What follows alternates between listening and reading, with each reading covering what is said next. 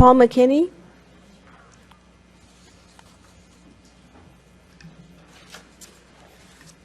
Good morning, Mayor Rollins. Paul Mckinney from Cedar Hill.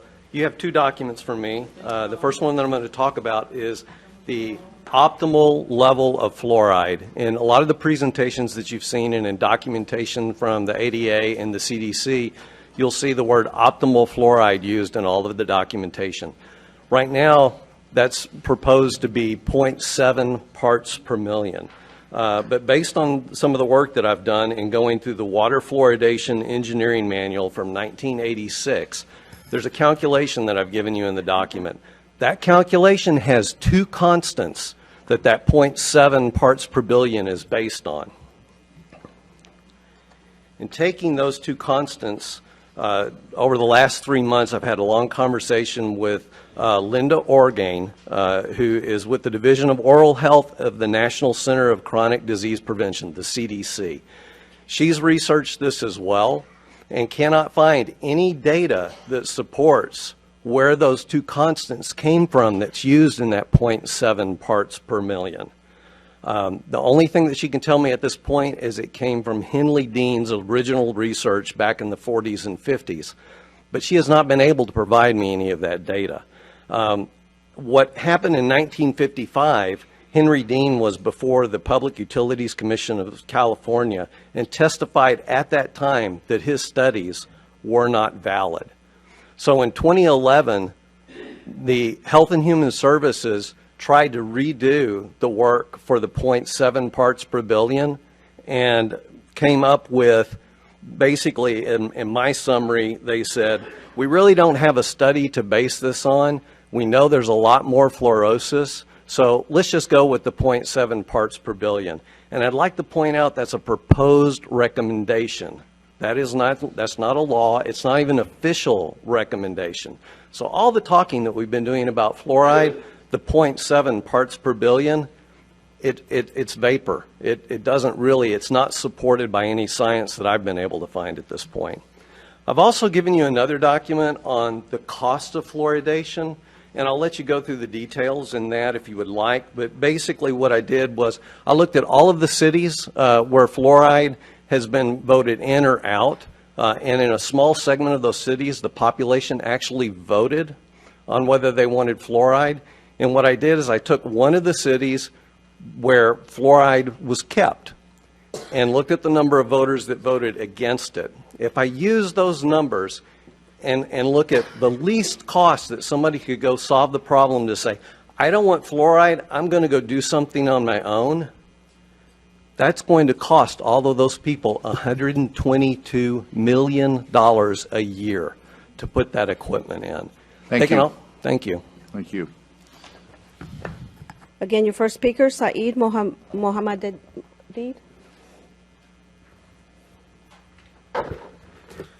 Good afternoon.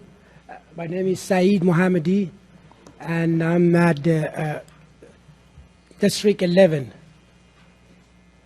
and 13206 Redfern Lane, Dallas, Texas.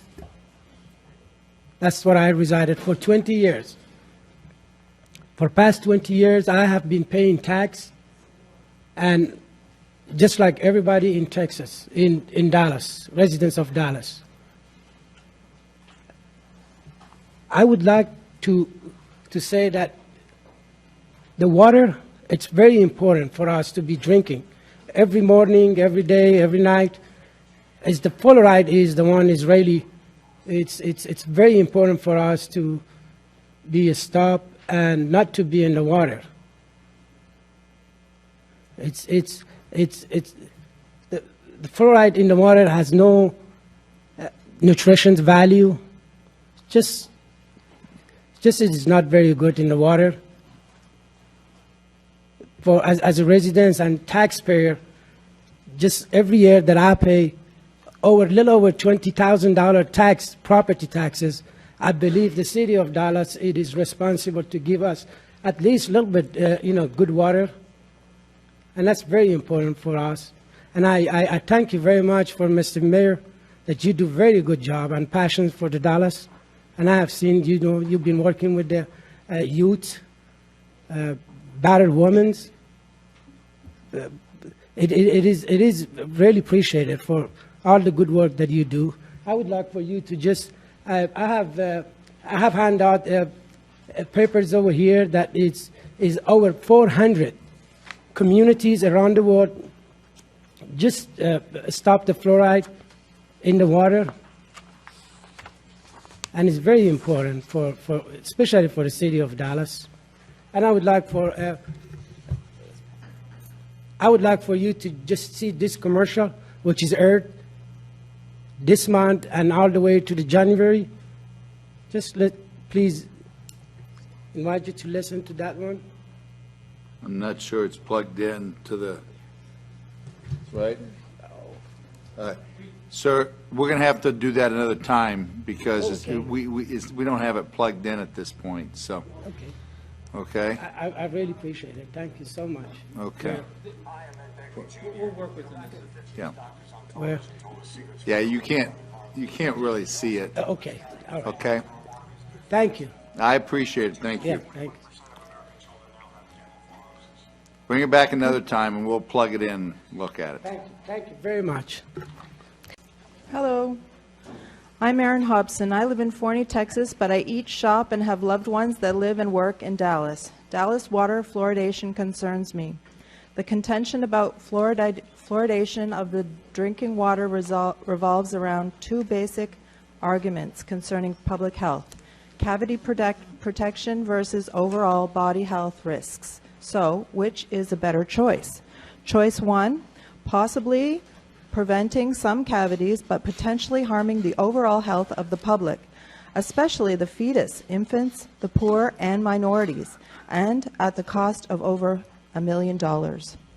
Or choice number two, not risking overall body health, utilizing the fluoride already in Dallas raw water supply for possible protection from cavities and saving over $1 million. Those of us opposing the addition of hydrofluorosilicic acid have pointed out for several months Dallas raw untreated water has 5.5 parts per million fluoride.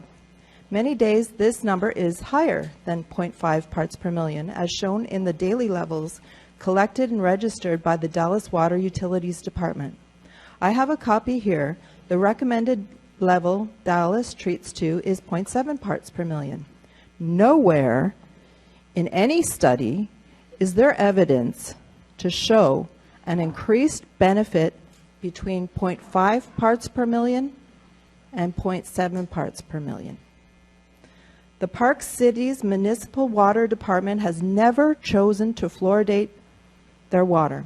Does Park City's residents have higher tooth decay than Dallas residents? Do you know? If the pro-fluoridation advocates are correct, some of the most rotten teeth must be in the mouths of the people that live in Highland Park. Before you vote to continue funding the purchase of this neurotoxin, think, is it necessary? Is there evidence to show that tooth decay is worse in the 32,000 people that live in the Park cities, our neighbors that use the same water, raw water, that we use in Dallas?